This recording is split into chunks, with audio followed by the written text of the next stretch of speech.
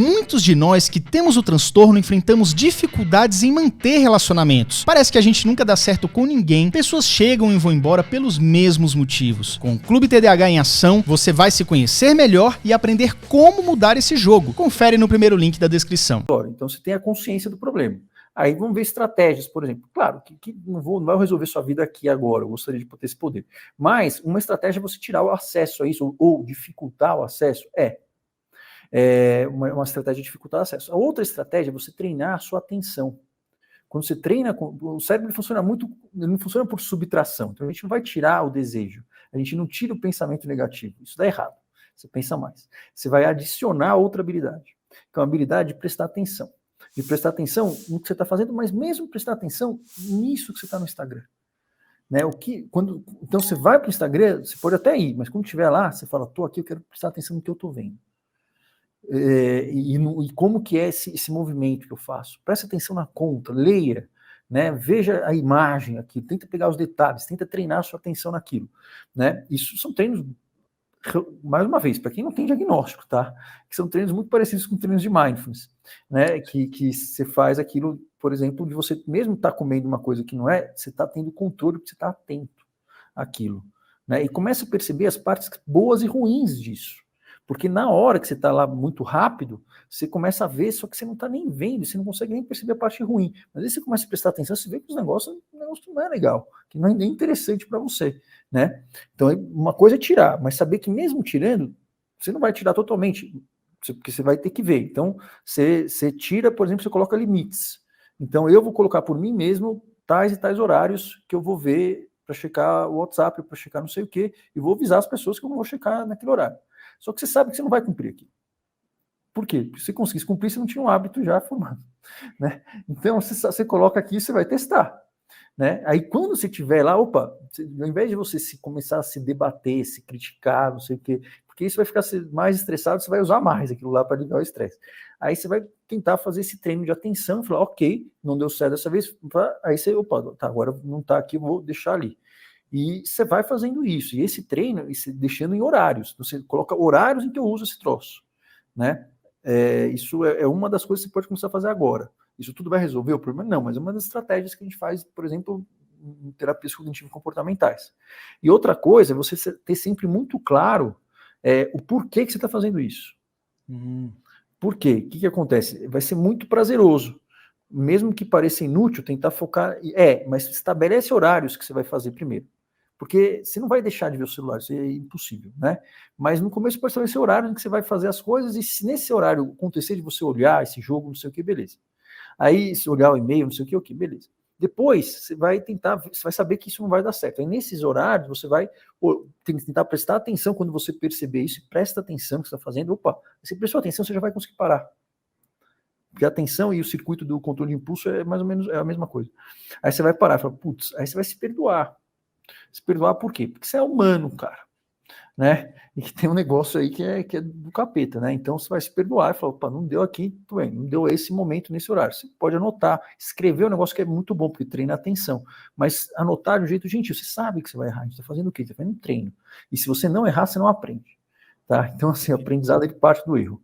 Então, beleza, aí você vai ali, aí de repente você está vendo que não está dando certo, aí você vai colocar mais um horário, né? Aí você vai tentar balancear isso. E uma coisa que é importante, que a entrevista motivacional é o quê?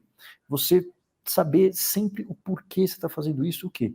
O que é que por que é que eu estou fazendo esse esforço? Porque é um esforço muito intenso. E porque isso é muito chamativo e você sempre vai ter motivação de fazer isso. Então, você ter motivação de fazer isso, ao invés de falar com a sua esposa, não quer dizer que você é malvado. Por quê? Porque isso daí é um negócio muito, muito animal, e essas plataformas, elas hackeiam isso para o nosso cérebro. Então, isso não é sua culpa. Né? Mas, assim, por quê? Porque eu quero ter minha vida desse jeito. E aí tem vários exercícios do futuro eu, né, que os coaches usam, que pode ajudar nisso. Né? Por exemplo, como é que você quer que sua vida seja daqui a 6 meses? Tá? E com isso, o que você vai mudar agora? Está me aproximando ou está me afastando desse tipo de vida que eu quero ter? Isso é uma estratégia muito simples, tá? E os coaches usam muito isso, mas isso ajuda você a trazer uma motivação que é muito longe, muito etérea, para uma coisa mais concreta. Né, de falar, eu quero fazer isso, por quê? Porque eu quero que minha vida ela seja uma vida eu quero ser alguém que valoriza a família, ou eu quero ser alguém que consegue produzir tal coisa, né? Então, tem que ser intencional, né? Uma conversa intencional, né, doutor? Isso é uma técnica motivacional, mas tem a ver com a gente ter os treinos, né, cognitivos, eles sempre são intencionais e atencionais, tem que estar atento, tem que ter intenção. E aí você tem que ter repetição. Mas saber que você vai errar. E o errar é um jeito mais rápido de aprender. Então não abraça o erro, mas não colabora com ele. Você abraça para não ficar se degladiando. E aí isso é uma estratégia que você pode utilizar. E depois você pode utilizar também naqueles dias que você tiver sem motivação nenhuma para fazer isso, que vai ter os dias que você está sem motivação. Por quê? Porque a motivação, ela oscila. Ninguém é motivado e desmotivado. A pessoa que fala que pessoas são motivadas ou não motivadas e é isso é uma pessoa que não tem a menor ideia como funciona, o problema nunca tratou ninguém.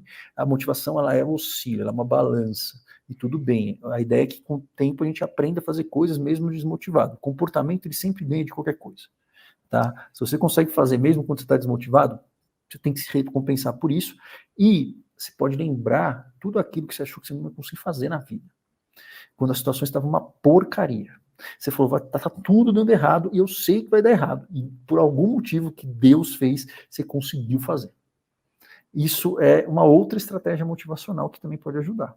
Porque isso vai trazendo para você uma lembrança de autoeficácia, vai treinando a sua concentração, vai te dando o quê? Uma escolha. Você está escolhendo entre uma coisa e outra, e quanto mais, e você vai o quê? Você vai restringindo o tempo que você tem acesso àquilo. São 3 estratégias que são estupidamente simples, mas são usadas para tratamento de quadros de uso de substâncias e de comportamento impulsivo, tá? E servem também para TDAH, em geral. Mas não é isso pode não resolver sozinho a sua vida, tudo bem, não tem problema, mas você vai tentar isso funciona muito mais do que você ficar fazendo sei lá o quê, né? E sempre as estratégias, elas são no presente, tá? A gente no presente e no futuro. A gente só olha para o passado se isso for uma informação relevante para você mudar o seu presente. Para mudar o presente, concordo. Terapias que olham muito para o passado, elas pioram você. Concordo plenamente. Muito bom mesmo, eu achei ótimo esse raciocínio. Vamos para uma última pergunta aqui, porque tem muitas perguntas coisas que a gente já respondeu. Por exemplo, TDAH é hereditário, já falamos. É hereditário. Enfim, dose máxima do Venvance, isso aí depende da pessoa, né, doutor? Depende da pessoa. Na prática, assim, na bula de 70 miligramas, na prática, a gente pode chegar mais do que isso, desde que o benefício esteja superando os efeitos colaterais que a pessoa está tendo, e desde que você seja um médico responsável que consegue ver se a pessoa não tem nenhuma contraindicação cardíaca, alguma coisa assim, para usar o Venvance, tá? Mas pode usar mais do que isso? Pode. O que não pode é você escolher a dose que você está usando. Não é para dobrar a dose só porque você acha que não está fazendo efeito. Lembra do efeito invertido, não é isso, doutor? Por quê? Porque você pode ficar muito deprimido e você pode ficar sem sair da cama. Exatamente. Né? Não vai fazer maluquice. Eu vou tomar 2 Venvance que hoje eu vou ficar turbo. Não, você vai desgraçado. O doutor falou que pode passar de 70. Pode. Mas isso tem que ser feito por psiquiatra. Ele tem que estar fazendo isso e não tem que ser uma coisa que você está achando que vai fazer porque você acha que vai ser legal. Tá? Muito e você não tem que sentir muito prazer na hora. Tá? O Marcelo mandou uma perguntinha aqui. E se você nota melhora com medicamento, mas a questão da insônia atrapalha? Perfeito. É um colateral, né? Um efeito colateral. Costuma ser maior no início, mas pode persistir. Primeiro, a gente vê se é só insônia. Por quê? Porque se for insônia, mas você está briguento, mas você está fazendo, né, comportamentos impulsivos, está com pessoas aceleradas ali, talvez esteja outra coisa que está acontecendo que a gente tem que abordar. Mas às vezes é só insônia mesmo.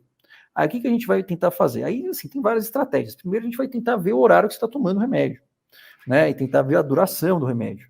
Às vezes, pode ser que você esteja tomando muito tarde. Aí tem milhões de esquemas medicamentosos, né? Pode ser que a gente troque o remédio para um que tem uma vida mais longa, só que você toma mais cedo. Pode ser que você coloque um pouco mais antes isso. E, em último caso, a gente associa uma outra medicação para tentar balancear isso, que não cause dependência, que não piore a tensão e que não seja, enfim, algo que seja mais um problema para você. Ou seja, a gente nunca coloca Zolpidem para tratar isso. Tá? A gente nunca vai tratar isso com Rivotril. Né? Então, só para resumir. Tem gente que toma Rivotril há anos e como toma se fosse... Jamais. Porque não pode. Não sei, que tudo isso é para tratar por curto período. São remédios, é Novalgina. Né? Então, se você colocar aí para tratar isso daí, você não tem previsão de tirar.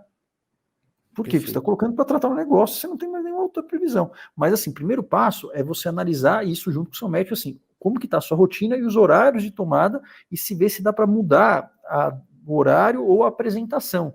Como assim? Por exemplo, a Ritalina, o Concerta a Ritalina LA, tudo é o mesmo remédio, que é o metilfenidato, que muda o tempo que ele dura no organismo, né? O Venvance também, enfim, ele está lá, só que para cada pessoa, a gente tem um pico que é uma média, mas para cada pessoa pode ser diferente. Então, talvez você consiga ver, e você sente às vezes quando cai. Aí você consegue ver se nesse período dá para colocar uma coisinha, mas com o médico, tá? Que tem uma meia-vida menor, por exemplo. Né? Ou então você toma ele, né, enfim, no horário X, onde tem uma tarefa mais difícil.